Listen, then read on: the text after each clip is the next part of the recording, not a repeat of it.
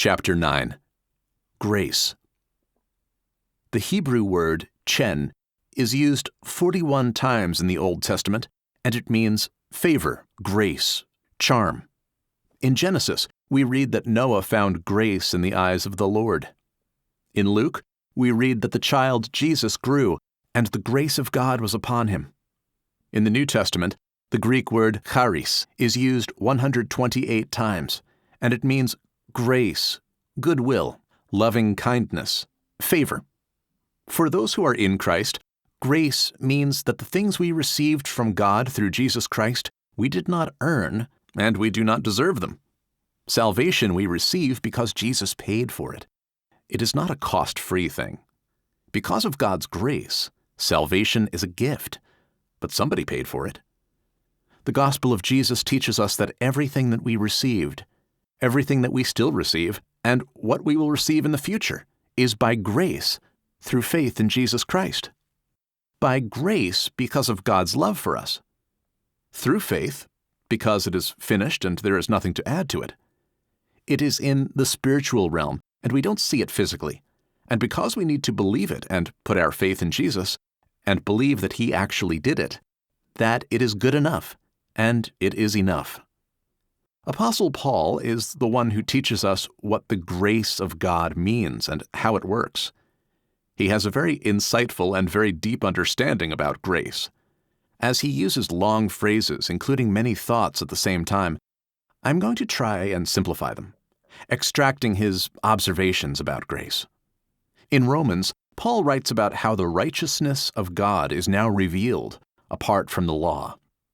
He says that the righteousness of God to all and on all who believe is witnessed by the law and the prophets, and is through faith in Jesus Christ.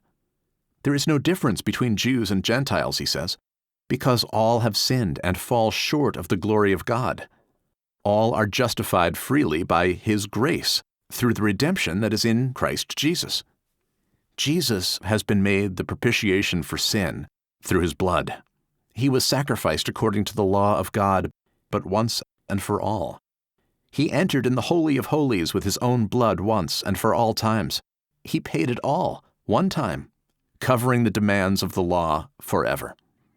Some Jews today still hope to find the Ark of the Covenant, to build the third temple, and reinstate the Korban, the sacrificial worship. For about 1,950 years now, they pray 3 times every day about it. They should ask themselves why God allowed the Romans to destroy the second temple in the first place, and to consider that it was Jesus who prophesied about it. Paul tells the Romans that Israel has zeal for God, but not according to knowledge, being ignorant of God's righteousness, seeking to establish their own righteousness. But Christ is the end of the law. Rebuild the temple and reinstate Korban? Will never happen, because Jesus brought the final Korban once for all times, and He put an end to the law. As soon as Jesus died and was raised from the dead, the work of redemption was finished. People cannot do anything for their salvation anymore because it's done. We don't deserve the redemption, but it is given to us by God's grace. It's a gift. A gift can be accepted or rejected. A lady will reject an expensive gift, like jewelry, if she is not interested in a romantic relationship with the man who offers it to her. If you really understand the gospel of salvation, you accept God's gift offered to you by His grace. If not, you reject it and rely on things you can see, your works. There is this thing with us humans. It is hard for us to accept or to believe something we cannot see. Salespeople who are out in the field have no problem selling a product which they can hold in their hands and show to potential customers. But some have problems with a non-physical product, like an investment or a savings plan. There is nothing to show, and customers just have to trust the person they are dealing with or not. For the same reason, people fall into bibliolatry. They put their faith in the book, rather than putting their faith in the person the book talks about. Christians say an apparently righteous and innocent affirmation that every teaching has to be filtered through the Word of God. They mean that it has to be confirmed with Bible text. As true and wisdom-based as it sounds, it is convenient because you can confirm with Bible text almost everything. You and I, we can make totally opposite affirmations about Bible teachings and still both supposedly find proof for it in the Bible because we rely on our own interpretation of it and even on our own opinions about what the Bible says. This is where the countless number of denominations come from. Apart from the fact that any Bible we hold in our hands is actually just a translation of the Bible, not an original, and that different translations of different languages, as well as of the same language, say often different things, mostly what we do is try to prove with the Bible what we believe. Is that wrong? Yes, it is. We need to believe what the Bible says instead of trying to prove with the Bible what we believe. So it turns out that Christians worship the Bible because they reject faith. If you don't understand what the gospel is about, what would your faith be about? Who rejects faith ends in shipwreck and takes the New Testament for a book of rules and regulations. Still, in Romans, Paul says that salvation is by grace and no longer by works. If it would be by works, grace would be no longer grace, and work would no longer be work. God gave us the justification by grace. We put our faith in Him and believed it. And having our redemption in Jesus Christ by grace, we are saved by grace. In this last sentence, I used 3 terms which I am going to explain now, but I will explain them in detail in the next chapters, each one of them. Justification means that we are considered just and holy before God because Jesus paid for our sins. Redemption means that we have been redeemed from the slavery of sin in our carnal bodies. The freedom of a slave had to be paid for, usually by someone else, not by the slave himself, and this was called redeeming the slave. Salvation in Christ means that as we have been estranged from God, lost in the corruption of the sinful world, Jesus paid for our redemption, saved us, and now we are with God. These terms are very different in their meanings, but basically, in the context of the gospel, they mean the same thing. It is very important for us to understand what they literally mean, so that there will be no confusion in our minds, and we can use them properly. Continuing in Romans, God demonstrated His righteousness in the fact that our sins committed in the past, He passed them over to the present, so that He might be just, and He might be the justifier for us who have faith in Jesus. The carnal-minded, the ones who still practice religion, take Jesus' death as a sacrifice for the sins of the past and consider themselves responsible for their holy lives now, as it was under the Old Covenant. Paul said that the sins we committed in the past have been passed over in the present because we are saved by grace through faith. Grace has been available the whole time since Jesus was raised from the dead. Faith comes when I accept Jesus and decide to put my faith in Him. In the past, I had my sins, but no justification, because I had no faith.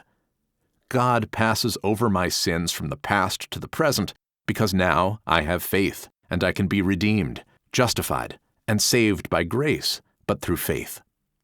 My justifier is Jesus, in whom I live by grace through my faith in Him in the present. I am not worried about the past because it is covered now in the present.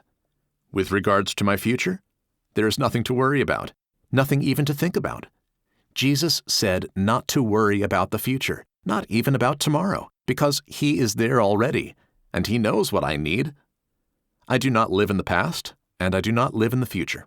I live only in the present, because I am in Christ. For too long, I myself lived worrying about how my actions from my past would affect me in the future. Is this not what we all do? Something is threatening us, and we immediately think about what we may have done wrong in the past, which is now resulting in something bad. This is typical religious thinking. When something bad happens, Christians automatically take it as a punishment for wrongdoings of the past, and even refer it to a certain thing they have done. In the New Testament, the word punishment is not used for a believer who is born again, not even one time. God allows discipline in our lives for the purpose of our education, but He punished Jesus once for all and for all times for every mistake you and I did or will do.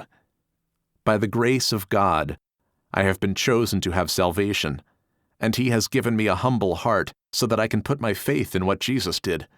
He chose me when I was far from Him, and when I didn't care about Him and His will.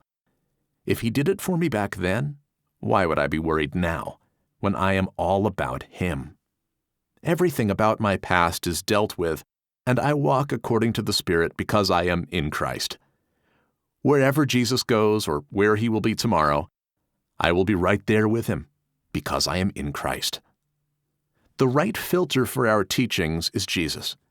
If I hear somebody talking about something that is to be received by grace through faith and is based on Jesus, what He did and what He does in us, I know that their teachings are valid and genuine. Whatever does not pass through this filter, no matter how much it seems like it is confirmed by the Bible, this is not the gospel of Jesus. Paul concludes his argument in Romans saying that by the law of faith there is no boasting, and a man is justified by faith apart from the deeds of the law. In the next chapter, he explains that to the one who relies on the works, his wages are counted as debt to him. He needs to be paid. For him, there is no grace. For the one who does not work but believes in Jesus, who justifies the ungodly, his faith is accounted for righteousness. Relying on your works may get you a good wage for what you do, but will not get you as far as believing and putting your faith in what Jesus does, which by grace makes you righteous before God. Moving again to the next chapter, Paul agrees with Peter about hope for the fulfilling of God's promises, and talks about having peace with God through our Lord Jesus Christ because of the justification by faith, which gives us access through faith into grace. We stand in grace, rejoicing in the hope of the glory of God. This may be a complicated analogy, but even by the sound of it, this is amazing and beautiful. Continuing, Paul compares the free gift as being unlike the offense. If through Adam's offense many died, much more the gift by the grace of Jesus Christ abounded to many, by the grace of God. The judgment coming from one offense resulted in condemnation for many, but the free gift covering many offenses resulted in justification, and those who receive the gift of righteousness will reign in life through Jesus. All these amazing things he talks about are given to us by the grace of God. In the next chapter, we learn that sin shall not have dominion over us, because we are no longer under the law, but under grace. To the Galatians, Paul writes that although God called them in the grace of Christ, they turned to a different gospel, which is no gospel at all. But this happened to them because some people were troubling them and wanted to pervert the gospel of Christ. Whatever little you take out from the gospel of Christ or add to it, you pervert it, and it becomes no gospel at all. Paul clearly portrayed Christ crucified before their eyes, and they should not set aside the grace of God, because if righteousness would come through the law, Christ would have died in vain. Who commits himself to keeping one law, he is a debtor to keep the whole law. But by keeping the one law in the first place, he has become estranged from Christ and has fallen from grace already. If grace is so vital that it excludes any works of the law of God, how come Christians add their own laws to live by? Grace needs to be the basis of our relationship with God through Jesus, from the start when we receive Him, and grace has to be the basis of our relationship with Him permanently, now and into eternity. It is in our power, and it is our choice to relate to God, whether based on our works or based on His grace. It is our choice alone. I am justified and considered holy before God because, by grace, I received the gift of redemption. If grace ceases to be the basis of my relationship with God, then the gospel gets destroyed, and Jesus died in vain. Without grace, there is no relationship with God.